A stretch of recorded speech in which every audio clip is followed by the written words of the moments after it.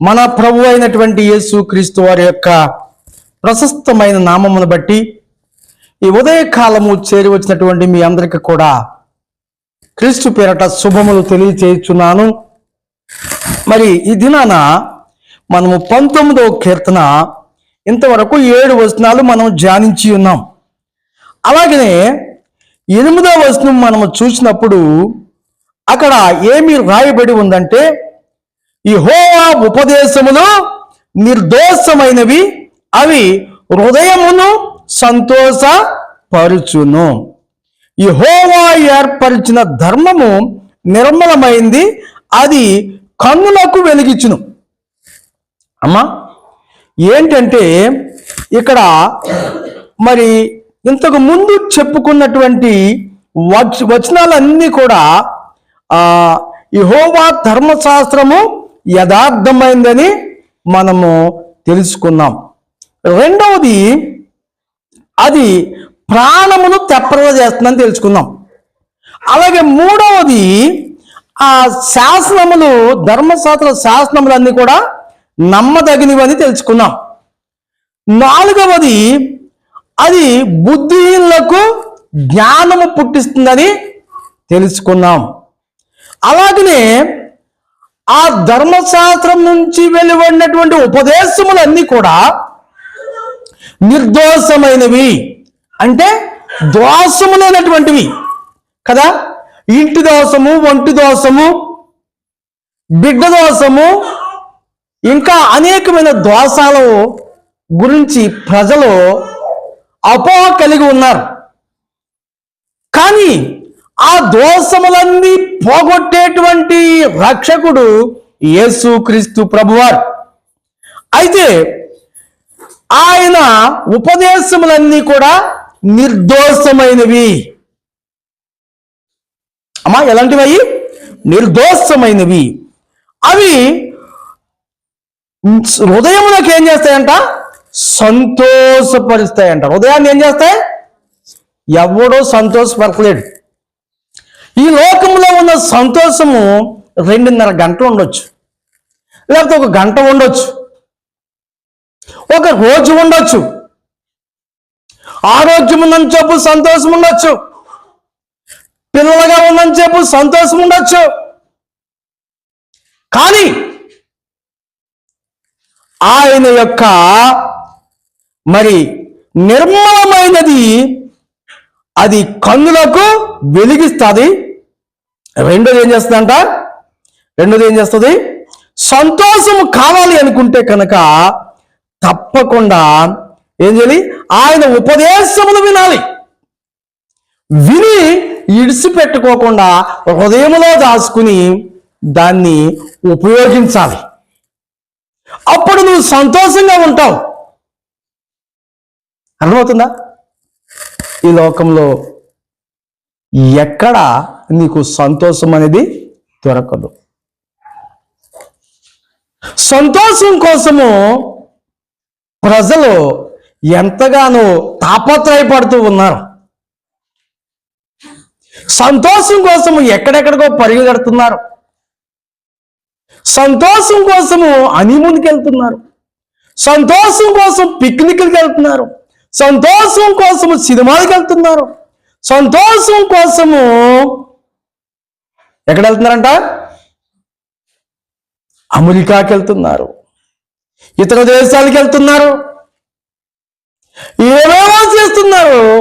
సంతోషము సగం మట్టుకే ఉంటుంది, పరిపూర్ణంగా సంపాదించుకోలేకపోతున్నారు.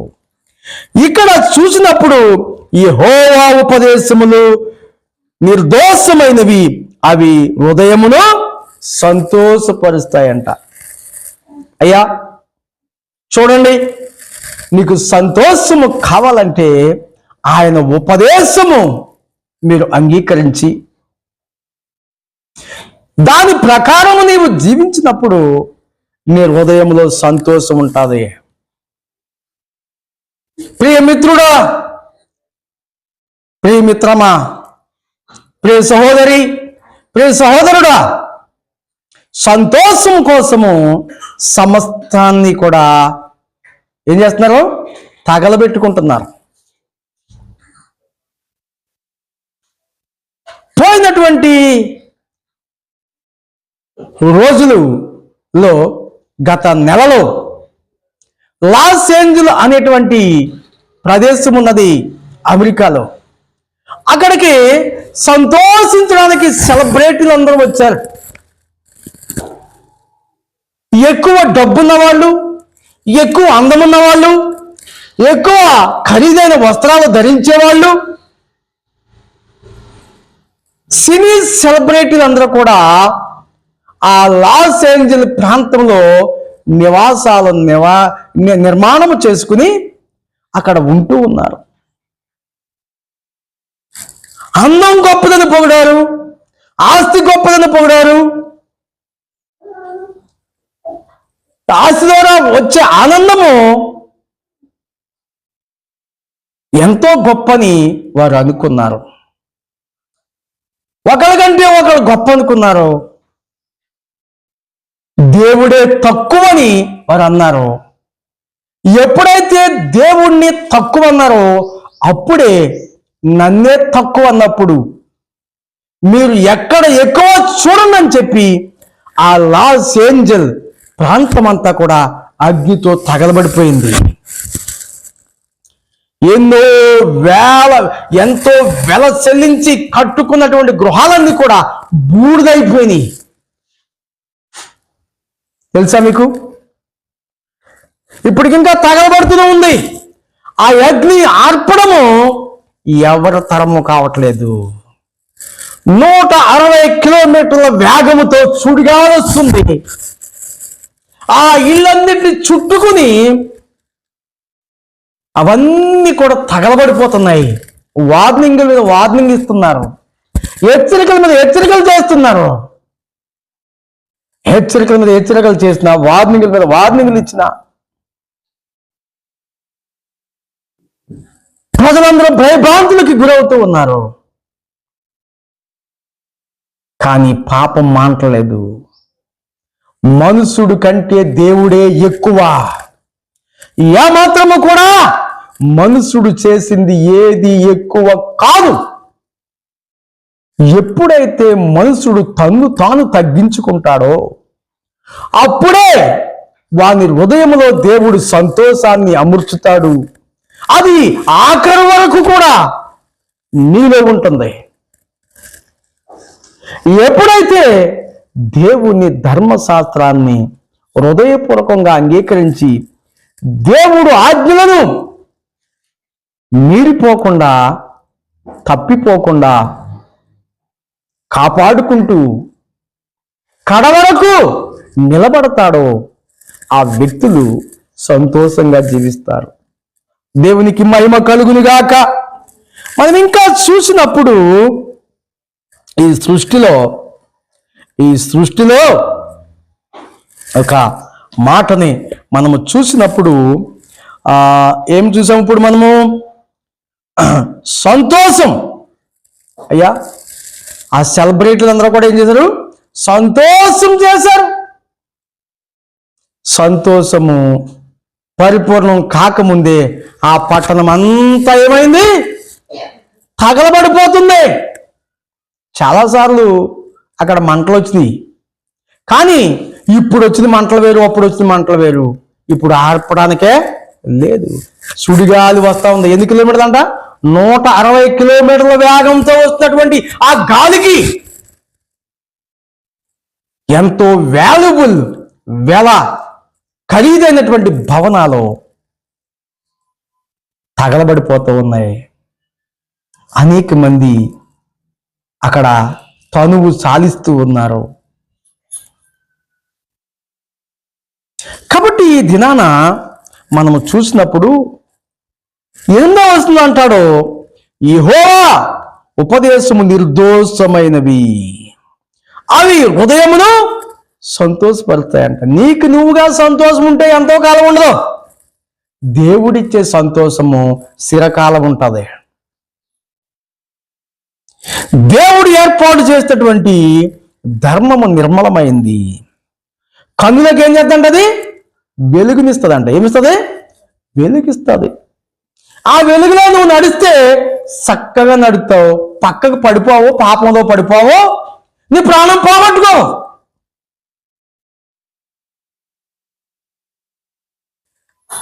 ఎందుకంటే ఇక్కడ 9వ వచనంలో రాయిపిస్తాడో, యెహోవా యందైన భయము పవిత్రమైంది. ఏంటంట? ఏ భయం అంట? యెహోవా యందు భయము పవిత్రమైంది. ఆ పవిత్రమైన భయాన్ని పవిత్రంగా మనం కాపాడుకోవాలి. ఎందుకంటే ఇక్కడ రాయబడినటువంటి మాటల్లో ఒక మాట ఏంటంటే భయము. భయము, దేవుని యందు భయము నీకు ఊహ వచ్చినప్పటి నుంచి నీ ఊపిరి ఆగిపోయే వరకు కూడా యెహోవా యందు భయము కలిగుండు. అవును, భద్రంగా ఉంటావు. దేవునికి మహిమ కలుగును గాక. ఇక్కడ మనం ఒక వాక్యాన్ని చూస్తే భయభక్తులు 9వ వచనంలో ఏమున్నది? 9వ వచనంలో ఏమున్నది? యెహోవా యందైన భయము ఎలాంటిదంట? పవిత్రమైంది. నిన్ను పాపంలో పడిపోకుండా కాపాడుతుంది, ప్రాణం పోకుండా కాపాడుతుంది, నువ్వు ఫలించడానికి ఎంతో కారణంగా ఉంటుంది. కాబట్టి ఇక్కడ మనం చూస్తే 34వ కీర్తన 11 నుంచి 14 వచనాలు మనం చూద్దాం. చూడండి భయము గురించి కొంత. 34వ కీర్తన 11 నుంచి 14 వరకు. పిల్లలారా మీరు వచ్చి నా మాట వినుడి. యెహోవా యందు భయభక్తులు మీకు నేర్పెదను. ఎవడన్నా బ్రతకగోరేవాడుంటే మేలు నందుచు అనేక దినములు బ్రతకగోరేవాడు ఎవరైనా ఉన్నాడా? చెడ్డ మాటలు పలకకుండా మీ నాలుకను, కపటమైన మాటలు పలకకుండా మీ పదవులను కాచుకొనుము. అది భయం అంటే. ఏమండి, ఇంత మంచి మాటలు మనకు పవిత్ర గ్రంథంలో, పరిశుద్ధ గ్రంథంలో మనకు కనబడుతూ ఉన్నాయి. కపటమైన మాటలు పలకకుండా నీ పెదవులు, ఇచ్చకపు మాటలు పలకకుండా నీ నాలుక ఎప్పుడైతే భద్రంగా ఉంచుకుంటావో నువ్వు బ్రతుకుతావు బిడ్డ. అబ్రహాము ప్రయాణం అవుతూ ఉన్నాడు. ప్రయాణిస్తూ ఉండగా ఒక ప్రదేశానికి చేరాడు. ఆ ప్రదేశంలోనంట అక్కడ ఉన్నటువంటి మనుషులకి ఏం లేదు, దేవుని భయము లేదంట. అబ్రహాం భార్య చాలా అందమైంది, చూడముచ్చటగా ఉంటుంది, బ్యూటిఫుల్ పర్సన్. అయితే వాళ్ళు నరాంతకులుగా, ఏపుచారులుగా, దొంగలుగా, దోసుకునేవారుగా ఆ ప్రదేశం వారు ఉన్నప్పుడు నా భార్య నిమిత్తం నన్ను చంపుతారేమని అక్కడ ఒక మాట చెప్పాడు.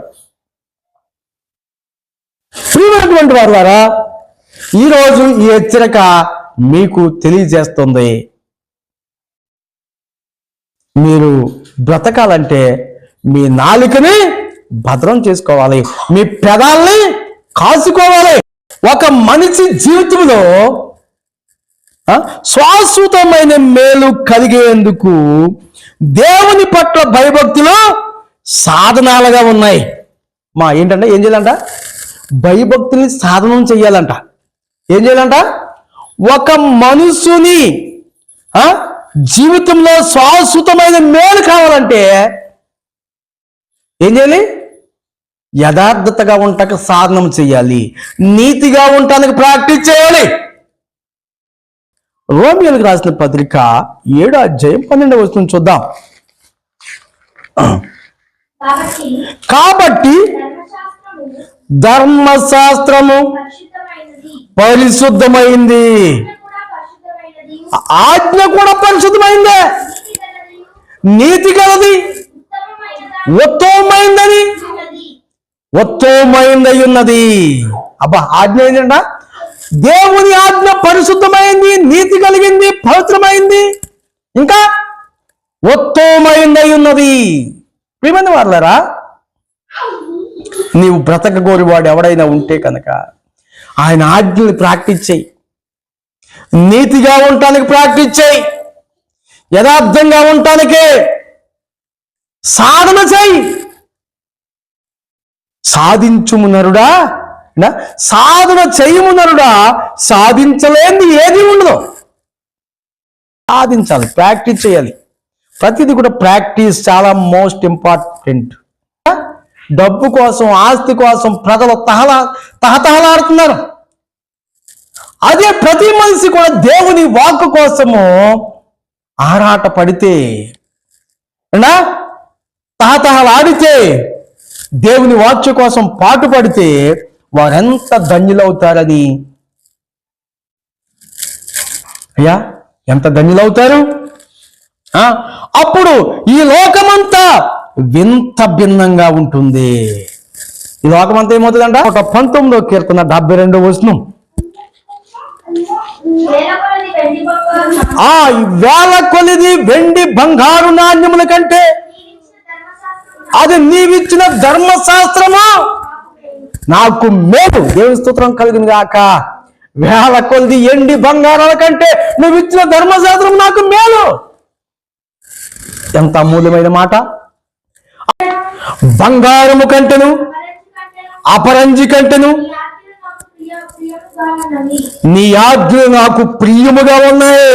అబ్బా, భక్తుడు ఏం చెప్తున్నాడు? నువ్వు అలా చెప్పగలవా? నువ్వు అలా మాట్లాడగలవా? నువ్వు ఆ పద్ధతిని పాటిస్తే నువ్వు కూడా పవిత్రుడు అవుతావు, నీ ప్రాణం పోకుండా ఉంటది. నువ్వు అలాగే జీవిస్తే పరలోక రాజ్యంలోనికి 10 లింగాని ఆత్మ వెళ్తుంది. దేవునికి మహిమ కలుగును గాక. మరి ఇంకా మనం చూసినప్పుడు కొన్ని మాటలు సామెతల గ్రంథము 8వ అధ్యాయము 10, 11 వచనాలు చూద్దాం. వెండికి ఆశపడక, అది వెండికి ఆశపడక నా ఉపదేశం అంగీకరించి మేలిమి బంగారమును ఆశింపక తెలివి నందుడే. అమ్మా, ఏంటన్నా తెలివి అంటే ఏంటి? డబ్బు సంపాదించడం, బంగారం ధరించడమును, పట్టు తీర కట్టడమును, బ్రాస్లైట్ వేసుకోవటమును, ఉంగరాలు పెట్టుకోవటమును, కోట్లు వేసుకుని సూట్లు వేసుకుని చూపించి సూపర్ స్టార్లా కనబడతాము కాదు. ఏంటో తెలుసా? ఏం సంపాదించుకోమన్నాడు? నా ఉపదేశం అంగీకరించండి బాబు.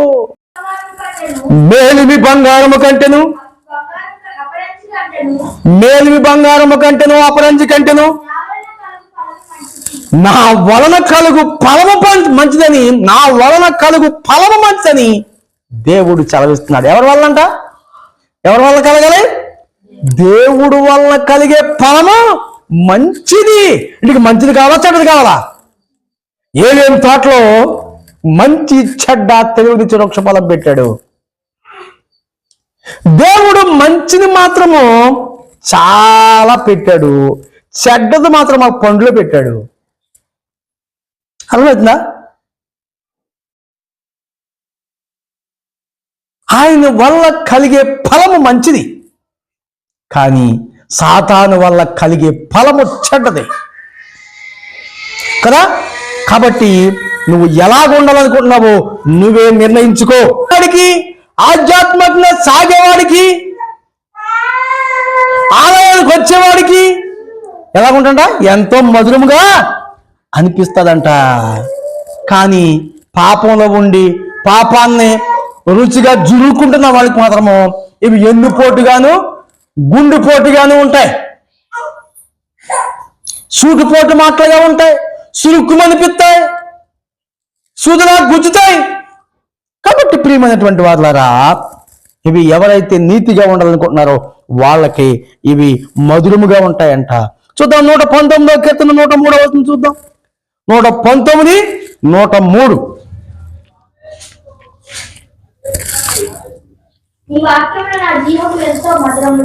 నీ వాక్యము నా జీహకు ఎంతో మధురము. జీహ అంటే ఏంటి? నాలిక. జీహ అనగా నాలిక. నీ వాక్యములు నా జీహకు ఎంతో మధురములు. Taste, full taste. ఒక సేవకుడు అంటున్నాడు, ఏది తిన్నా గాని నాకు చప్పగానే ఉంటుంది, ఏది భోంచేసినా నాకు రుచి తెలియట్లేదు అని అంటున్నాడు. ఇక్కడ ఇది మాత్రము ఏంటది? నా జీవకు ఎలా ఉంటుంది? నీ వాక్యము నా జీవకు ఎంతో మధురము, నా నాలుగుకి చాలా రుచికరంగా ఉన్నది. ఏంటది? వాక్యం. వాక్యం తినాలి. ఉప్మా కాదు, ఇడ్లీ కాదు, ఇంకేంటి, బాదుషా కాదు, బాద్ మిఠాయి కాదు, ఇంకేంటి మిఠాయి కిళ్ళి కాదు. ఏం చేయాలంట? వాక్యము. నీ వాక్యము నాకు దొరకగా నేను దాన్ని భుజించి తిని. అది ఎలా ఉందంట? తేనె కంటే మధురంగా ఉందంట. జుంటు తేనెదారుల కంటే ఎలా ఉంది? మధురంగా ఉందని యిర్మీయా చెప్తాడు. దేవుని స్తోత్రం కలుగును గాక. అది అది ఇష్టపడే వాళ్ళకే మధురంగా ఉంటుంది, ఈర్షపడే వాళ్ళకి చేదుగా ఉంటుంది. నువ్వు ఇష్టంతో ఇంటే నీకు మధురంగా ఉంటుంది, ఈర్షతో ఇంటే నీకు ఎలా ఉంటుంది? చేదుగా ఉంటుంది, చూటుపోటు మాటలుగా ఉంటాయి. దేవునికి మహిమ కలుగును గాక. ఇంకా మనం చూస్తే సామెతల గ్రంథము 24వ అధ్యాయం 13-14 వచనాలు చూద్దాం. నా కుమారుడా, ఏమన్నాడు? నా కుమారుడా తేనె తాగుము, అది రుచి కలదు కదా, తేనె పట్టు తినుము, అది నీ నాలుగుకి తీపే కదా. ఏమండి? తేనె పట్టు తినమాట. 14, అది బాబు, నీ ఆత్మకు జ్ఞానం అంటే తేనె ఎలాగ నీకు తీగా ఉంటుందో, తేనె పట్టు ఎలాగ తీగా ఉంటుందో, నీ ఆత్మకు జ్ఞానం అట్టుదని తెలుసుకో. అది నీకు దొరికిన అది నీకు దొరికిన ముందుకు నీకు అది మంచి గతి కలుగుతుంది. నీ గతి ఎలా ఉంటుందో ముందు గతి కానుకో. ఈరోజు కోపం కాదు, ఈరోజు ఈర్ష కాదు, ఈరోజు ఏమన్నా తగ్గించుకుంటే ముందు గతి బాగుంటుంది. ఏం బతి ఉంటుంది? ముందు గతి బాగుంటుంది. నీ గతి ఏమవుతుందో, ఎలాగుంటుందో నీ ముందు గతి. పరలోకానికి వెళ్తావో పాతాళానికి వెళ్తావో నీ ఆత్మ. నువ్వు అనాథగా చచ్చిపోతావో, అందరూ ఉన్నవాడిగా చచ్చిపోతావు. నువ్వు ఆత్మతో నిండిన వాడివై నీ యాత్ర ముగిస్తావో నీవు ఈరోజు నిర్ణయించుకో. దేవునికి మహిమ కలుగును గాక. ఇంకా ఏమంటుందో తెలుసా? ముందు గతి కానుకో బాబు, ముందు గతి కానుకోవమ్మా. చూడండి, ఇక్కడ మనము చూస్తే మన విషయంలో కూడా ఇది నిజము కాని పక్షంలో మనము ఇంకా చాలా వరకు శరీర స్వభావాన్ని అనుసరిస్తూ ఉన్నామన్నమాట. ఇంకా ఏం చేస్తున్నారు? మానవులు శరీర స్వభావాన్ని అనుసరిస్తూ ఉన్నారు. కాబట్టి పాపం మనలో ఏనా బలంగా పనిచేస్తూ ఉందన్నమాట. ఇవి ఇష్టం కాకపోతే పాపం ఏం చేస్తుంది? మిమ్మల్ని ఏలుబడి చేస్తుంది. మీ హృదయంలో బలంగా ఉంది. అర్థమవుతుందా? అలాగే 19వ కీర్తన 11వ వచనాన్ని కూడా మనం చదువుదాం.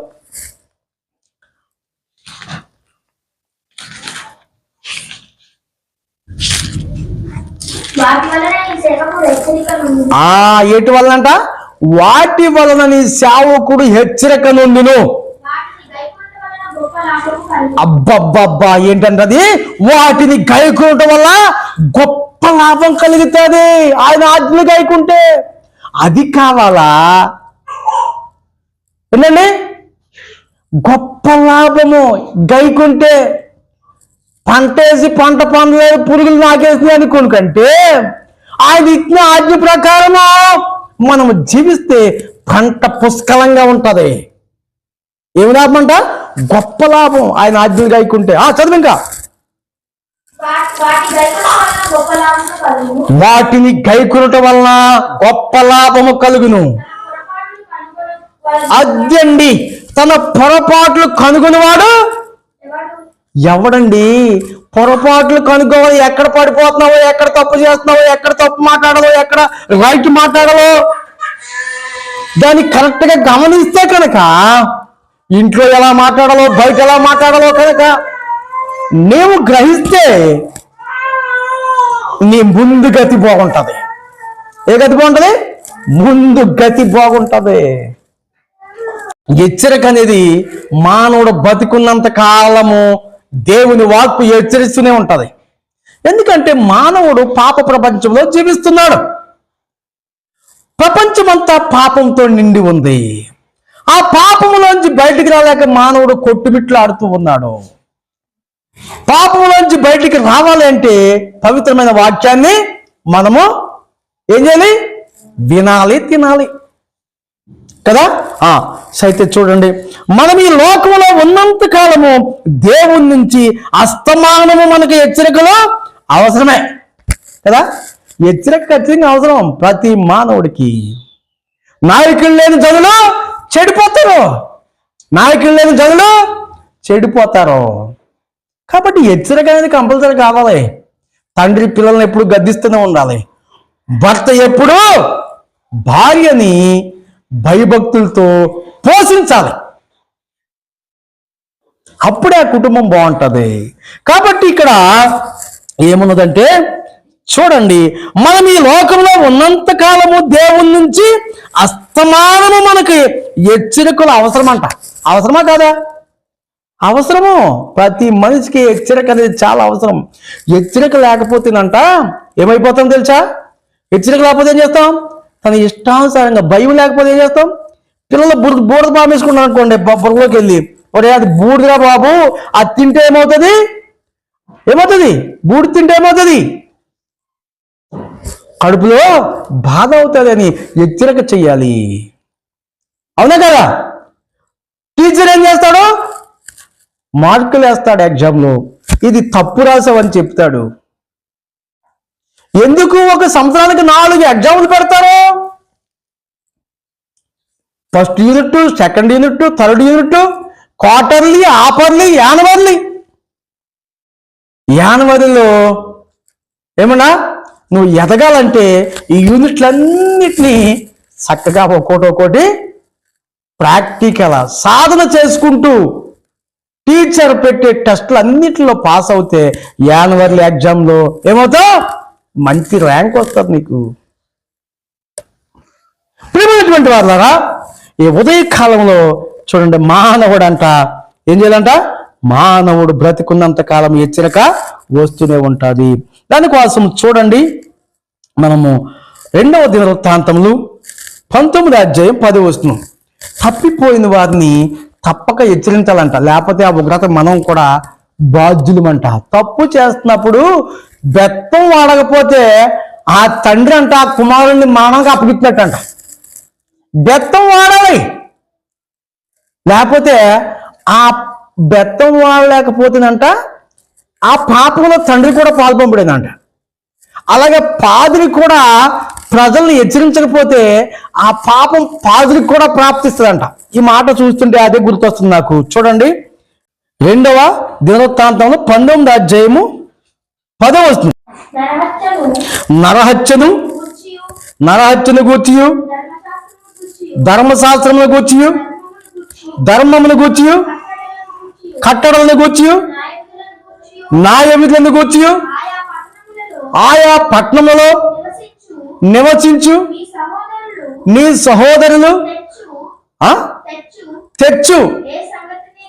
ఏ సంగతి అంటే సమాచారమునే గాని మీరు విమర్శించినప్పుడు మీ మీదకి మీ సహోదరుల మీదకి ఏదైనా ఉగ్రత రాకుండాట్లు, కోపము రాకుండాట్లు, వారు యెహోవా దృష్టికి అదండి, కోపం రాకూడదు, అపరాధం చేయకూడదు. చదువు, వారు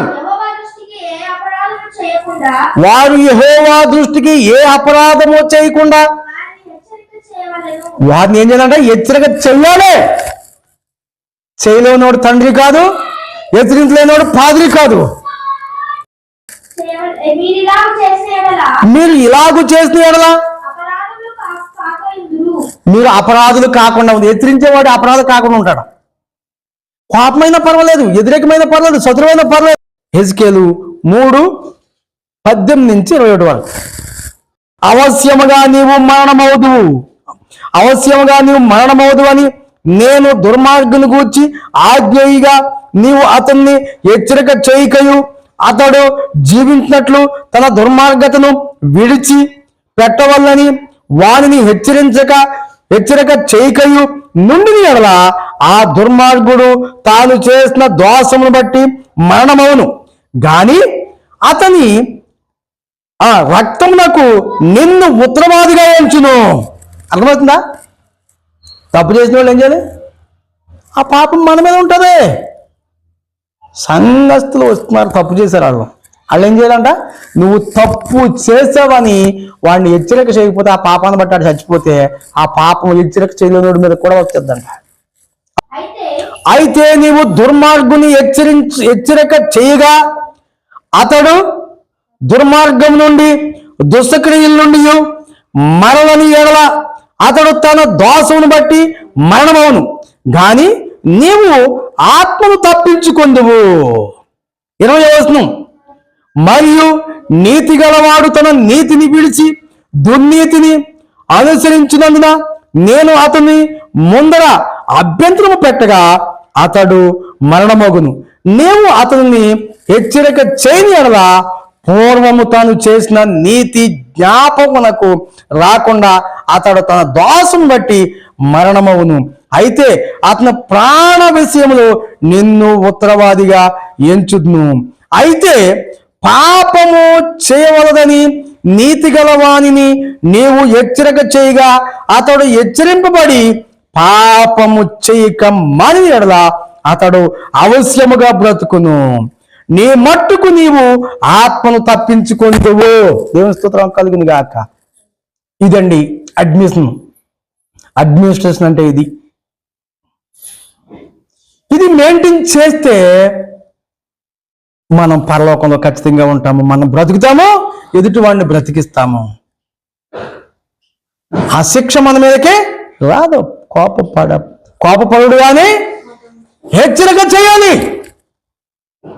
ఆ హెచ్చరిక చెప్పకపోతే అంట ఆడు చచ్చిపోతాడు. ఆ పాపం మన మీద కూడా వచ్చేస్తుంది. చాలా ఇంపార్టెంట్. దేవుడు చాలా జ్ఞాని. వాళ్ళకి చెప్పినటువంటి వాక్యాలు, వాళ్ళకి బోధించిన బోధకి మనము ఆ పాపంలో పాల్గొనగలిగితే మన మీద శిక్ష వస్తుందంట. అర్థమవుతుందా? దేవుడు ఎవరిని విడిచిపెట్టడు, ఎవరిని ఎర్రోళ్ళుగా చేయడు. త్వరగా అపోస్తలుల కార్యాలు 20:31 కూడా చూద్దాం. కావున నేను 3 సంవత్సరములు రాత్రి పగలు కష్టపడి కన్నీళ్లు విడుచుచు. అదండి, ఎందుకో తెలుసా? ఈ విషయం ఎవరికి తెలుసు? పౌలు గారికి తెలుసు.